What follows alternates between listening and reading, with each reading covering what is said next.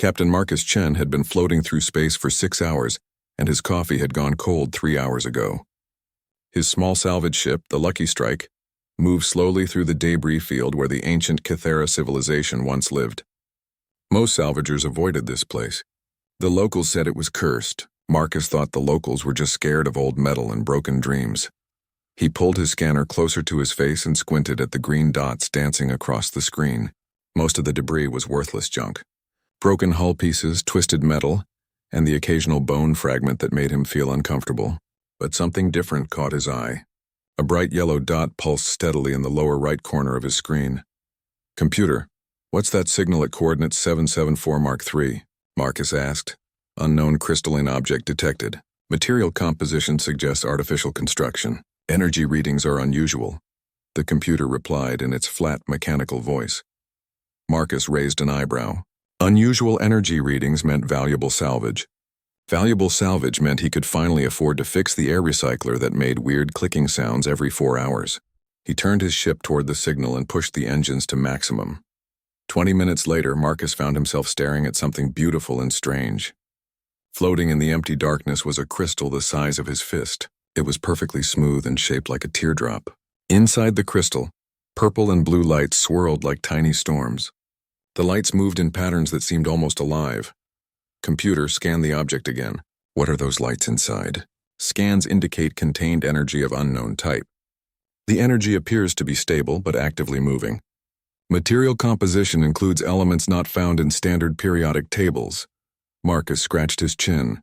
In 20 years of salvage work, he had never seen anything like this. The smart thing would be to contact the Galactic Museum. They paid good money for artifacts like this. But Marcus had bills to pay, and museum bureaucrats took months to process claims. He made his decision quickly. Marcus put on his spacesuit and prepared the small cargo arm. The crystal was too interesting to leave floating in space. Someone else might find it, and Marcus believed in the old salvager rule. Finders keepers, space is big enough for everyone. The retrieval took 40 minutes. The crystal seemed to want to be caught. It moved toward his cargo arm instead of drifting away like most objects in space. Marcus found this strange, but space was full of strange things. Maybe the object had some kind of magnetic property. Back inside his ship, Marcus placed the crystal on his main workbench. Under the bright lights of his laboratory, the crystal looked even more amazing. The purple and blue storms inside moved faster now. They spun around each other like dancers who had been practicing for years. Computer, run a full analysis. Check for radiation, biological contaminants, and energy output. Analysis complete. No harmful radiation detected. No biological material present. Energy output is increasing slowly but remains stable. Recommend caution when handling. Marcus nodded and put on his work gloves. He picked up the crystal carefully. It felt warm in his hands like a cup of tea on a cold morning. The weight was perfect, not too heavy and not too light. As soon as his fingers touched the smooth surface, the lights inside began to move faster. "Interesting," Marcus muttered. "It responds to touch." He carried the crystal to his main scanner and placed it on the analysis platform. The machine hummed and clicked as it worked. Lights flashed across the crystal's surface. The purple and blue storms inside began to glow brighter and brighter. Something was happening. The scanner made a loud beeping sound and shut down. All the lights in Marcus's laboratory began to flicker. The crystal started to vibrate on the platform, making a soft humming sound that seemed to come from everywhere at once. "Computer, what's happening?" "Unknown. All scanning equipment has been disabled. Energy output from the crystal has increased by 400% and is still rising." Marcus took a step back from the workbench. The crystal was now glowing so brightly that he had to squint his eyes. The humming sound grew louder and changed into something that sounded almost like music. Beautiful alien music that made Marcus feel happy and scared at the same time. "Computer, should I be worried?" "Recommend immediate evacuation to safe distance," but Marcus found he couldn't move. The music was too beautiful and the lights were too amazing. He watched as thin cracks appeared across the crystal's surface. Purple and blue light leaked out of the cracks like liquid starlight. The crystal exploded. Marcus threw his hands up to protect his face, but no pieces hit him. Instead of sharp fragments, the crystal released a cloud of sparkling energy that filled his entire laboratory. The energy swirled around the room like a tiny galaxy, spinning faster and faster until it formed the shape of a person.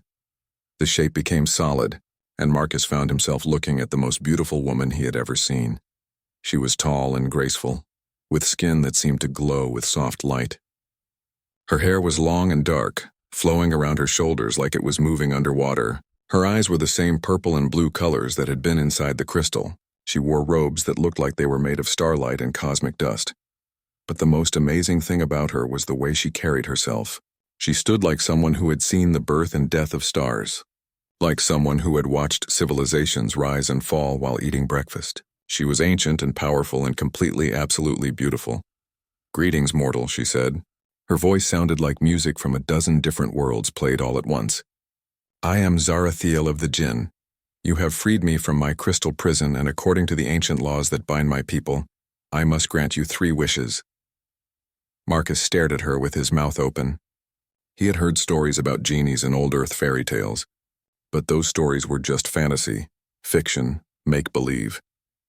Yet here was a real genie floating 3 inches above his laboratory floor, surrounded by swirling energy and looking at him with eyes that held the wisdom of ages. 3 wishes, Zarathiel continued. You may ask for wealth beyond imagination. You may ask for power over galaxies. You may ask for knowledge that would make you the wisest being in the universe. You may ask for immortality, for perfect health, for anything your heart desires. But choose carefully, mortal. Each wish, once granted, cannot be undone. Marcus closed his mouth and tried to think clearly. This was the opportunity of a lifetime. No, it was the opportunity of 1,000 lifetimes. He could ask for enough money to buy his own fleet of ships. He could ask for the technology to travel faster than light. He could ask for the secret of eternal youth. But as he looked at this amazing, beautiful, powerful being floating in his laboratory, Marcus found himself thinking about something else entirely. Something that had nothing to do with wealth or power or knowledge. Take your time, Zarathiel said. Most beings need several hours to decide what they want most in the universe. Marcus nodded slowly, still staring at her incredible purple and blue eyes. He had a feeling that his first wish was going to surprise her completely. Marcus Chen stood in his laboratory looking at the most powerful being he had ever met. Zarathiel floated before him like a living star, waiting for him to make his first wish. Her purple and blue eyes seemed to look right through him, reading his thoughts and measuring his soul. So, she said with a voice like cosmic music, what will it be, mortal? Most beings ask for riches first. Gold jewels, currency that will make them wealthy beyond their wildest dreams. Others ask for power, to rule planets, to command fleets, to bend others to their will. Marcus rubbed his chin thoughtfully. And you've granted all these wishes before? Countless times over countless millennia. I've made poor farmers into kings. I have given weak beings the strength to move mountains. I have granted immortality to those who feared death and death to those who feared living. There is nothing new under any sun, Marcus Chen. She knew his name. Of course she did. She was a cosmic genie with powers beyond imagination. Marcus wondered what else she could see when she looked at him. Could she see his memories? His fears? His dreams about someday finding enough salvage to buy a small house on a quiet planet where he could grow tomatoes. Most beings, Zarathiel continued, spend hours debating their first wish. They want to be sure they ask for exactly the right thing. They worry about wasting their opportunity.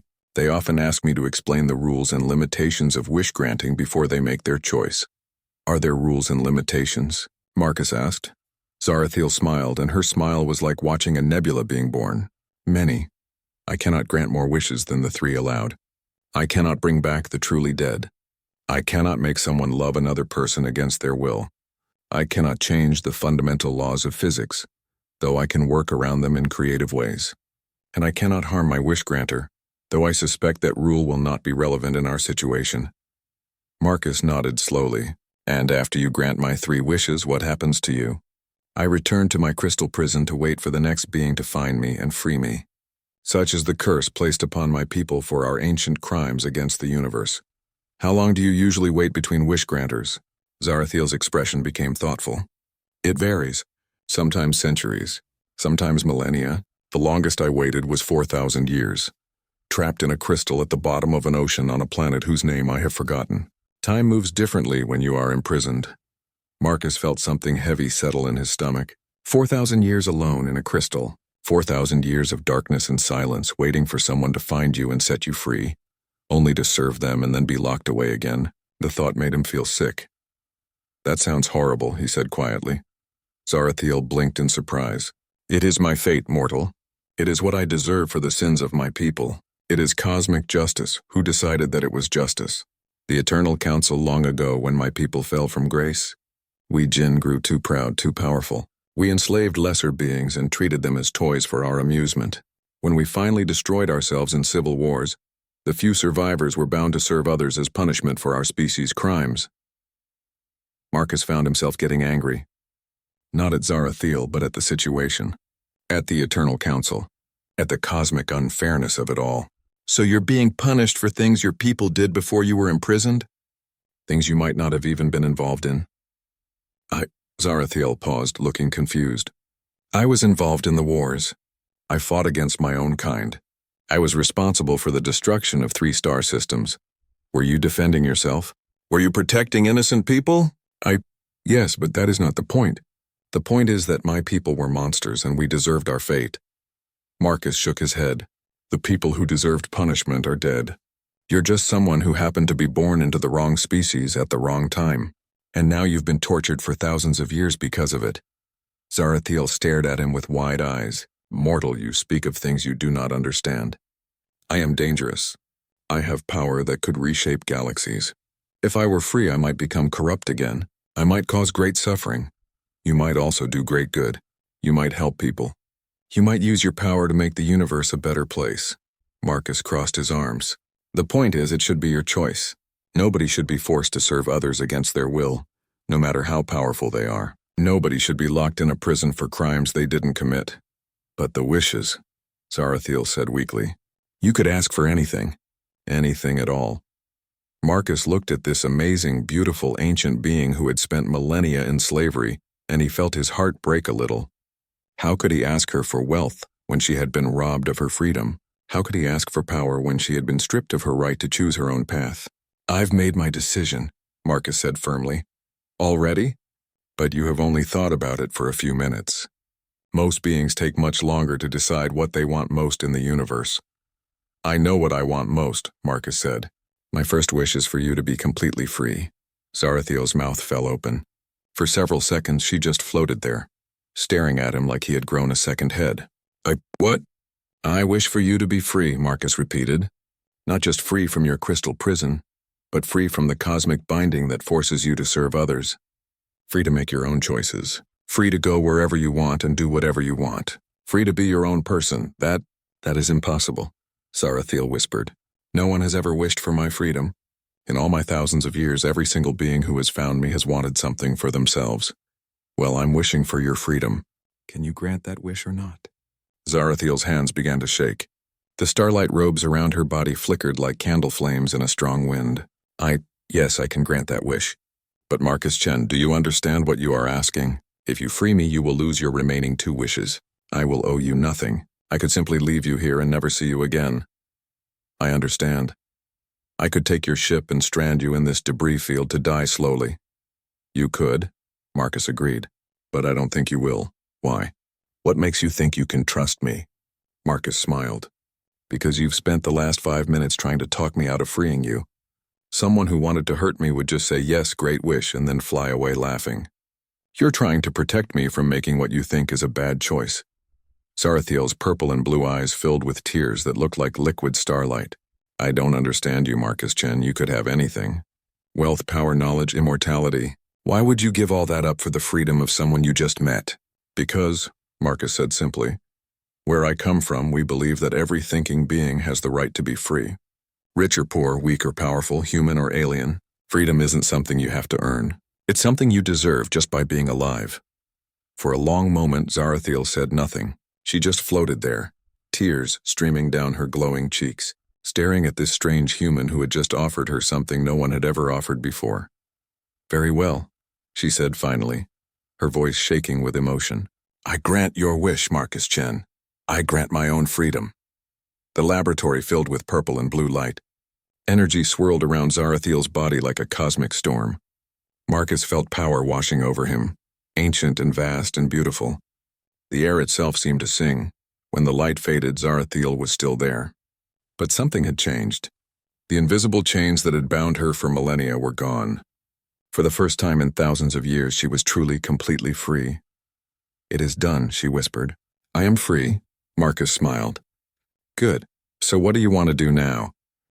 Zarathiel floated in Marcus's laboratory, free for the first time in thousands of years. She moved her hands slowly, watching purple and blue energy dance around her fingers. No cosmic force pulled at her mind, demanding that she serve. No ancient law bound her to grant wishes. She was truly, completely free. "I can go anywhere," she whispered, her voice filled with wonder. "I can do anything. I can see any star, visit any world, explore any galaxy." Marcus nodded, watching her discover her freedom. "That's right. The universe is yours to explore. I could leave right now. I could simply teleport away and never see you again." "You could," Marcus agreed. "Is that what you want to do?" Zarathiel turned to look at him with those amazing purple and blue eyes. I don't know. For thousands of years I have only existed to serve others. I have forgotten how to want things for myself." Marcus walked over to his small kitchen area and poured himself a fresh cup of coffee. "Would you like some? It's probably not as fancy as whatever cosmic drinks you're used to, but it's pretty good." "You want to share your food with me?" Zarathiel asked, sounding surprised. "Why not? You're a person. You're in my home, and I was raised to be polite to guests." Zarathiel accepted the cup with hands that glowed softly. She took a careful sip, and her eyes widened. "This is pleasant, warm and bitter and comforting. I had forgotten that simple pleasures could feel so good." They sat together in comfortable silence for a few minutes. Marcus drank his coffee and watched Zarathiel experience freedom. She kept moving her hands, touching objects around the laboratory, marveling at the fact that she was choosing to touch them instead of being commanded to do so. "Marcus Chen," she said finally, "may I ask you a question?" "Of course. What kind of work do you do?" "I can see that this is a salvage vessel, but I do not understand why you spend your time collecting debris from dead civilizations." Marcus gestured around his ship. "Someone has to clean up the galaxy. When civilizations fall, they leave behind lots of junk floating in space. Most of it is worthless, but sometimes you find useful things. Medical supplies, computer cores, raw materials that can be recycled. I sell the valuable stuff and make sure the dangerous stuff gets disposed of safely." "And this work makes you happy?" Marcus thought about that. "It makes me feel useful. I like helping people, even if they don't know I'm helping them. Every piece of dangerous debris I remove is one less thing that might crash into someone's ship. Every useful item I recover might save someone's life someday." Zarathiel studied him carefully. "You could have wished for great wealth. You could have asked me to make you the richest being in the galaxy. Why do you choose to live this simple life instead?" "Because I like my life," Marcus said simply. "I like traveling through space, seeing new things, meeting new people. I like knowing that my work makes the universe a little bit safer for everyone else. Money is nice, but it's not the most important thing." A soft beeping sound came from Marcus's communication console. He walked over and checked the display. "Distress signal," he explained to Zarathiel. "Someone's in trouble about 6 hours away. Will you help them?" "Of course." Marcus was already setting a course toward the signal. "That's what humans do. When someone needs help, we help them." Zarathiel followed him to the navigation console. "Even if they are strangers? Even if they cannot pay you for your assistance?" "Especially then. The emergency code says their life support is failing. If I don't help them, they'll die." "And if helping them puts you in danger?" Marcus shrugged. "Then I'll be careful. But I'm not going to let someone die just because it might be risky to save them." Zarathiel watched Marcus prepare his ship for the rescue mission. She had never seen anything like this before. In all her thousands of years, she had never met a being who would risk himself for complete strangers without expecting any reward. The journey to the distress signal took 6 hours. During that time, Zarathiel asked Marcus hundreds of questions about human culture. She wanted to understand why he had freed her. She wanted to understand what made humans different from all the other species she had encountered. "On my world," Marcus explained, "we have a saying, 'Do unto others as you would have them do unto you.' It means you should treat other people the way you want to be treated." "And all humans follow this principle?" Marcus laughed. "No, not all of them. Humans aren't perfect. We make mistakes, we get angry, we sometimes do selfish things, but most of us try to be good to each other most of the time. Even to aliens, even to beings who are different from you, the good ones do. My grandmother always told me that being different on the outside doesn't matter. What matters is whether someone is kind or cruel, helpful or harmful. She said the universe is big enough for everyone to be different and still get along. When they reached the distress signal, they found a small passenger ship drifting powerless in space. The ship was clearly alien design, with curved walls and strange symbols painted on its hull. Marcus hailed them on the emergency frequency. "This is Captain Marcus Chen of the salvage vessel Lucky Strike. I received your distress call." "What's your situation?" a frightened voice responded in accented Galactic Standard. "Thank the stars. Our reactor failed 3 hours ago. We have no power, no heat, and our air recycling system is down. We have maybe 4 hours of oxygen left. How many people are on board?" 12, 8 adults and 4 children. Marcus looked at his own ship's capacity. He could fit 12 people, but it would be crowded and uncomfortable. "I'm coming alongside now.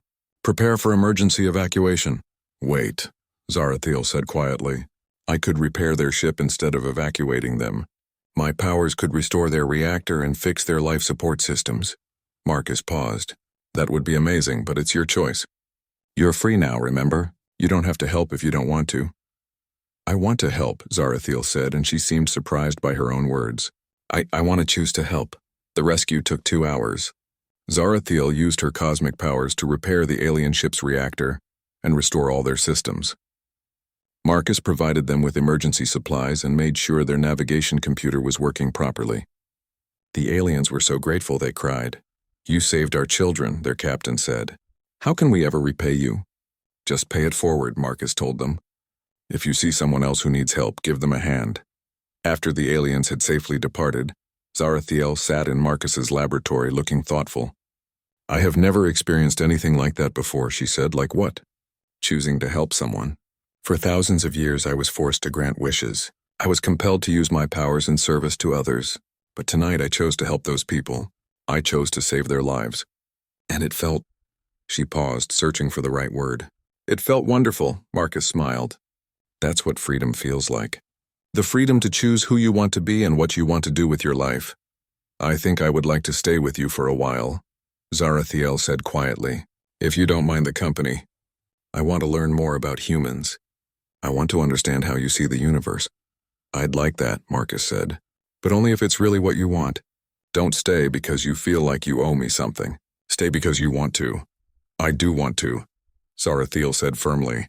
"For the first time in millennia, I know what I want. And I want to understand the people who value freedom so much that they give it to strangers." Over the following weeks, Zarathiel traveled with Marcus as he continued his salvage work. She watched him help stranded travelers, rescue survey teams from dangerous planets, and deliver medical supplies to remote colonies. Every job was different, but Marcus's approach was always the same. He treated every being with dignity and respect, regardless of their species, wealth, or social status. "You helped that Rigelian merchant even though he was rude to you," Zarathiel observed after one particularly difficult rescue. "Being rude doesn't mean someone deserves to die in space," Marcus replied. "Maybe he was just scared. Maybe he was having a bad day. Maybe he's just not very good with people. Either way, he needed help, so I helped him." "And the Centauri research team? You spent 3 days searching for them even though their company refused to pay your salvage fee. They were lost on a dangerous planet. Money doesn't matter when people's lives are at stake." Zarathiel began to understand that Marcus wasn't unusual among humans. He was living according to principles that his entire species seemed to share. The idea that every thinking being deserved freedom, dignity, and help when they needed it. She also began to understand why her own people had fallen. The Jinn had been so focused on power that they had forgotten about compassion. They had been so concerned with being strong that they had never learned to be kind. "Marcus," she said one evening as they watched stars drift past the window, "I think I am beginning to understand why you freed me." "Oh? Why's that?" "Because you believe that kindness is stronger than power. You believe that helping others is more important than helping yourself. You believe that every being deserves the chance to choose their own destiny." Marcus nodded. "That's right. Those are good things to believe in." "They are," Zarathiel agreed. "And I think I would like to believe in them too." That night, as Marcus slept, Zarathiel floated near the window and looked out at the stars. For the first time in thousands of years, She was exactly where she wanted to be, doing exactly what 3 months had passed since Marcus freed Zarathiel from her crystal prison. She had become his partner in every sense of the word, helping with salvage operations and learning about human nature. Her cosmic powers made difficult rescues easier, but more importantly, she was learning to use those powers by choice rather than compulsion. They were sharing breakfast in the Lucky Strike's small galley when the emergency transmission came through. Marcus nearly choked on his coffee when he heard the message. "This is Commander Veltar of the Galactic Defense Force. We are transmitting on all emergency frequencies. The Vexhara have returned to this sector. All civilian ships should evacuate immediately. Repeat, the Vexhara are active in this region. This is not a drill." Zarathiel's face went completely pale. Her cup fell from her hands and shattered on the floor, but she didn't seem to notice. "No," she whispered. "They cannot have returned. We destroyed them all." "Who are the Vexhara?" Marcus asked, but Zarathiel was already moving toward the communication console. "Commander Veltar, this is Zarathiel. Where exactly have the Vexhara been spotted?" There was a long pause before Veltar responded. "Did you say Zarathiel? As in the Jinn?" "Yes. I thought your people were all dead or imprisoned. Most are. Where are the Vexhara?" "The Kethmoran system. They attacked a research station 3 days ago. No survivors. Then they hit a cargo convoy yesterday. We've lost contact with 2 Defense Force patrol ships." Zarathiel closed her eyes and took a deep breath. "How many ships do you estimate?" "Unknown. Maybe a dozen. Maybe more. Our sensors can't get accurate readings. You know how the Vexhara technology works?" Marcus had never heard Zarathiel sound frightened before, but she was clearly terrified now. "Zara, what are the Vexhara? What aren't you telling me?" She turned to face him, and Marcus saw fear in her ancient eyes. "The Vexhara are the reason my people fell, Marcus. They are energy beings who feed on despair and suffering. They attacked the Jinn Empire 5,000 years ago, and we barely managed to destroy them." "But you did destroy them?" "We thought we did. We fought them for 300 years. Entire star systems were consumed in that war. Billions died. In the end, we had to sacrifice most of our fleet and nearly all of our people to eliminate the last of them." Marcus began to understand. "And the war left your people too weak to defend themselves from internal fighting." "Exactly. The Vexhara didn't just destroy our ships and planets. They fed on our despair, made us doubt ourselves, turned us against each other. Even after we defeated them, the damage was done. We were broken, scattered, angry. Within a generation, we were fighting civil wars that finished what the Vexhara had started." Another transmission came through. "This is the research vessel Deep Thought. We're detecting Vexhara energy signatures heading toward the Talus colony. 3 million civilians live there. They have no military defenses." Zarathiel stood up abruptly. "I have to go." "Go where?" Marcus asked. "To fight them. I'm the only free Jinn in the galaxy. I might be the only one who remembers how to combat the Vexhara effectively." "Wait a minute," Marcus said. "You just told me that it took your entire civilization to defeat these things, and barely. How can you fight them alone?" "I don't know. But I have to try. Those people on Talus colony have no chance without help." Marcus watched Zarathiel prepare to teleport away, and he felt something he hadn't expected. He felt angry. Not at her, but at the situation. At the cosmic unfairness of it all. "Hold on," he said firmly. "You're not going alone. Marcus, this is not your fight. The Vexhara are beyond anything you have ever faced. They are beings of pure, malevolent energy who live to cause suffering. And you're my friend," Marcus said simply. "Friends don't let friends fight cosmic horrors alone. Your ship has no weapons that could harm them. Your technology is not advanced enough to even detect them properly. You would be flying into certain death. Maybe. But I'd be flying into certain death with my friend. That's better than sitting here safe while you sacrifice yourself for strangers." Zarathiel stared at him. "You would risk your life for people you've never met?" "Of course I would. And so would you. That's what we do, remember? We help people who need help." For a moment, Zarathiel said nothing. Then she smiled, and Marcus saw something in her expression that hadn't been there before. "Hope. Very well," she said. "But if we're going to do this, we need to find others to help us. I know where some of my people are imprisoned. If we can free them—" "Wait," Marcus interrupted. "Are you talking about breaking other Jinn out of their crystal prisons?" "Yes, it's the only way. I know the locations of at least 6 other imprisoned Jinn. If we can free them and convince them to help, We might have a chance against the Vexhara. Marcus thought about this for a moment. Will they want to be freed? Or are they so broken by imprisonment that they won't be able to fight? I don't know. But I have to try. These are my people, Marcus. Whatever they've become, whatever they've done, they don't deserve to be trapped while the Vexhara destroy entire civilizations. Okay, Marcus said. Let's go free some cosmic genies. The first imprisoned djinn they found was called Kethmor the Wise.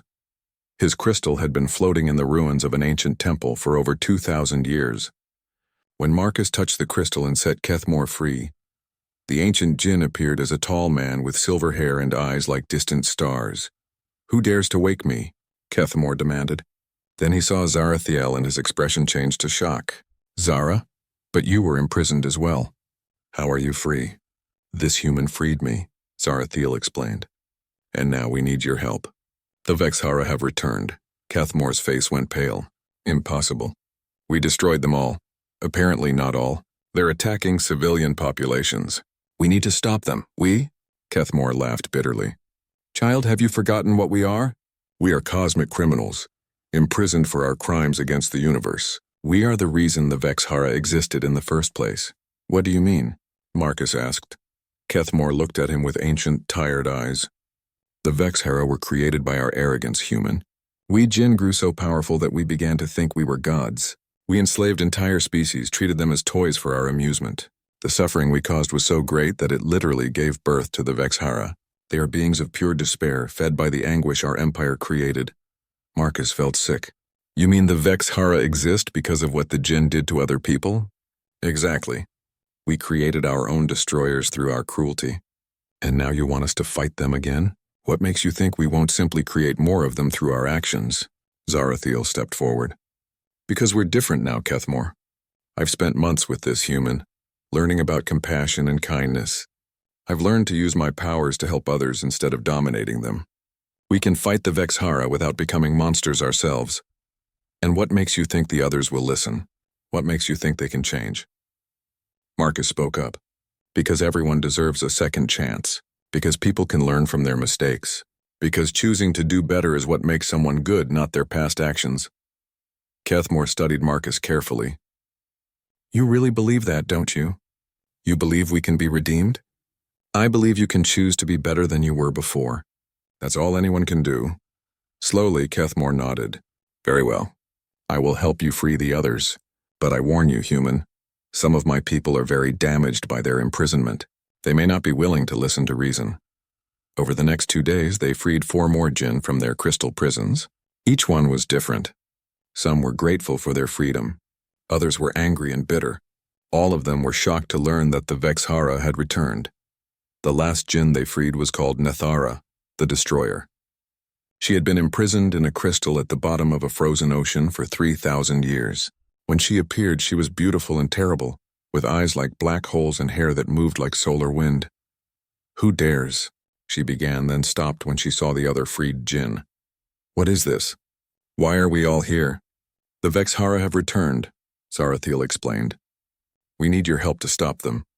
Nethara laughed, and her laughter sounded like dying stars. The Vexhara! Let them destroy everything. Let them consume all the civilizations in the galaxy. It's no more than the universe deserves for imprisoning us. Innocent people are dying, Marcus said quietly. Nethara turned to look at him, and Marcus felt the weight of her ancient power pressing against his mind. And why should I care about innocent people, little mortal? What have they ever done for me? They didn't imprison you, Marcus said. The people dying now had nothing to do with what happened to your species. They're just trying to live their lives and take care of their families. As were the billions my people enslaved before our fall. And that was wrong, Marcus agreed. But being wrong in the past doesn't mean you have to be wrong now. You can choose to be better. Nethara stared at him for a long moment. Then she looked at Zarathiel. And you believe this? You believe we can simply choose to be good? I believe we can choose to help instead of harm, Zarathiel wanted to do. She was free. The Kethmoran system was dying. Marcus could see it on his sensors as their small fleet approached. 3 of the system's 5 planets showed no signs of life. The space around them was filled with the wreckage of destroyed ships and the energy signatures of Vexhara feeding. There, Zarathiel pointed to a small moon orbiting the fourth planet. Life signs. Survivors hiding in underground shelters. Marcus counted the readings on his scanner. About 200 people. They won't last long if the Vexhara find them. The 6 freed Jinn had gathered in the Lucky Strike's cargo bay for a final strategy meeting. They looked like legends come to life, beings of cosmic power preparing for war. But Marcus could see the fear in their ancient eyes. They had fought the Vexhara before and barely survived. The old tactics won't work, Kethmore the Wise said gravely. Last time we tried to overpower them with raw force. We threw fleets at them, used weapons that could crack planets. All we accomplished was feeding their hunger for destruction and despair. Then what do you suggest? Asked Nethera the Destroyer. The Vexhara are beings of pure malevolent energy. They cannot be reasoned with. They cannot be bargained with. They exist only to consume hope and create suffering. Marcus had been listening to their discussion for an hour, and something bothered him about their approach. You keep talking about the Vexhara like they're unstoppable forces of nature, but you said they were created by the suffering your people caused, right? Yes, Zarathiel confirmed. They are manifestations of despair given form and consciousness. Then they have a weakness, Marcus said simply. The Jinn all turned to stare at him. What weakness? Kethmore asked. They feed on despair and suffering, but what happens when there's no despair to feed on? Nethara laughed harshly. Impossible, human. There is always despair when the Vexhara attack. They create it through their very presence. Only if you let them, Marcus replied.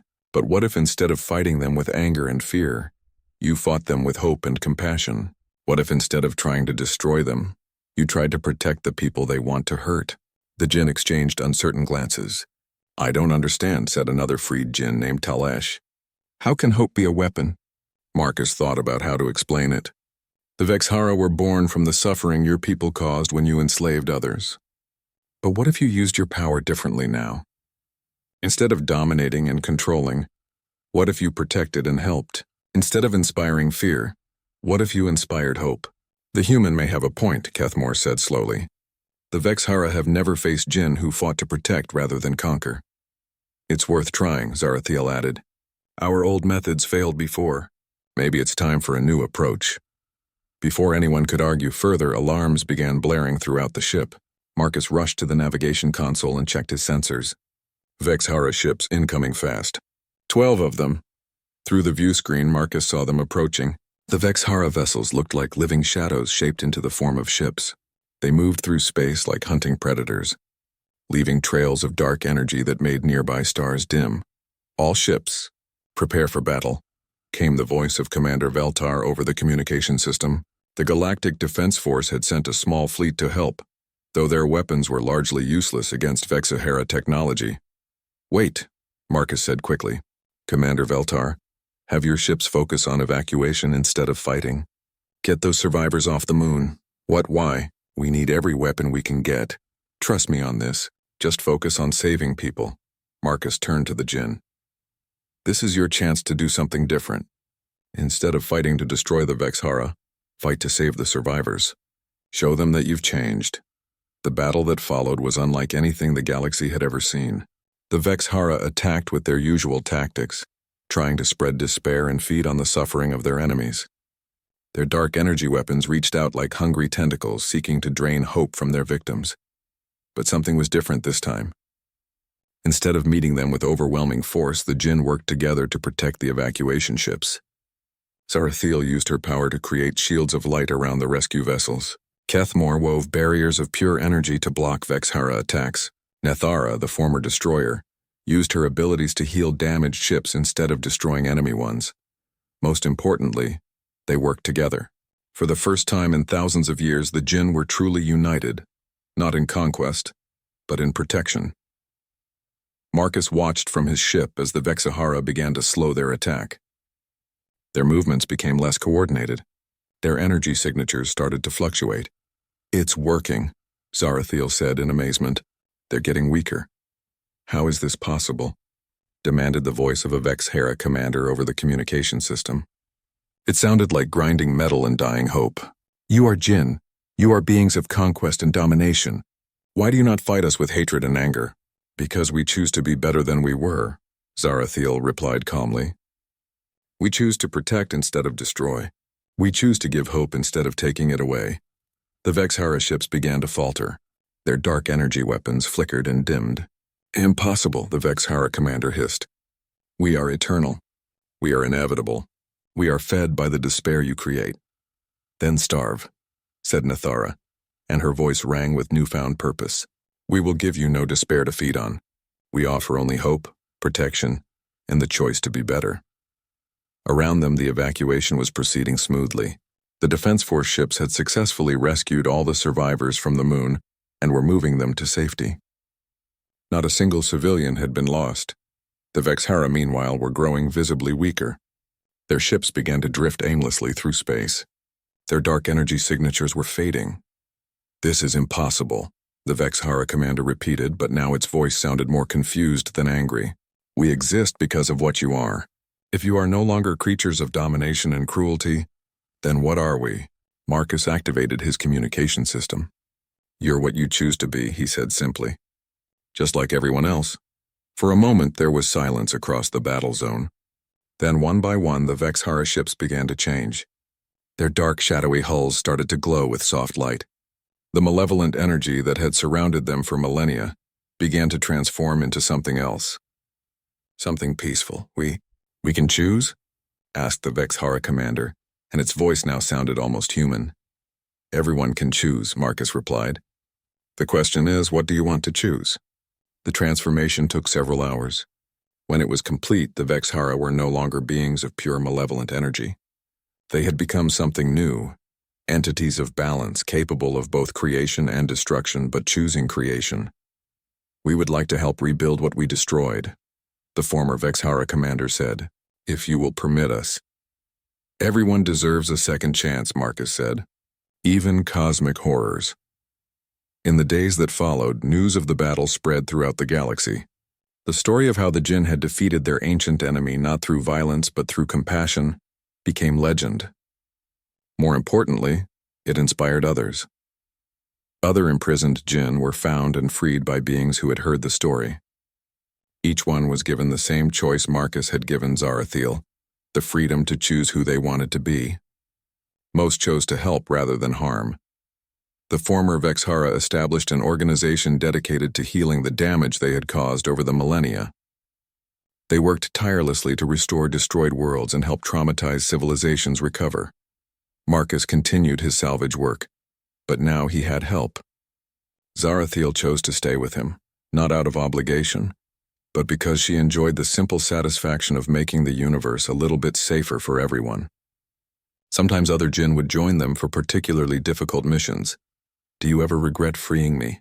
Zarathiel asked one evening as they watched stars drift past the window of the Lucky Strike. Never, Marcus said firmly. Why would I regret helping a friend? Because you could have had anything. Wealth, power, immortality. Instead, you chose to give away your wishes. Marcus smiled. I got something better than anything I could have wished for. What's that? I got to see what happens when someone chooses to be good. I got to watch you discover who you really are when you're free to make your own choices. I got to be part of something that made the universe a better place. Zarathiel floated beside him, her purple and blue eyes reflecting the starlight. The humans have a saying, don't they? About the true measure of power. Which one? That real power isn't the ability to force others to do what you want. Real power is the ability to help others become who they want to be. Marcus nodded. That's right. True strength comes from lifting others up, not putting them down. I think I understand now why the Jinn fell and why humans succeeded where we failed. We thought power meant control. You understand that power means freedom, the freedom to choose and the strength to help others make good choices. Outside the window, a star was being born. Marcus and Zarathiel watched in comfortable silence as cosmic forces came together to create something new and beautiful. It seemed like a fitting metaphor for what they had accomplished. So what's next? Marcus asked. Next, we continue doing what we do, Zarathiel replied. We help people who need help. We clean up the galaxy.